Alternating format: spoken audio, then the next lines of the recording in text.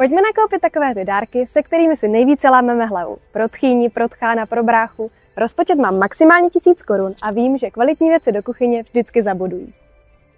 Jako první jsem sáhla po dárku pro tchána. Mnoho lidí si koupí kvalitní nůž, ale zapomíná na příslušenství. Tyto brousky jsou krásné kousky do kuchyně od značek, které nožům rozumí. Mimochodem nůž je vždy skvělým dárkem pro každého milovníka vaření.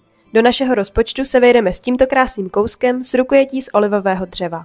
Tradiční japonská keramika Made in Japan také nikdy nesklamala. Pro tchýni jsem vybrala tu dárkovou sadu misek. Bratr miluje sushi a začal ho připravovat i doma, takže tato sada na sushi je jasná volba.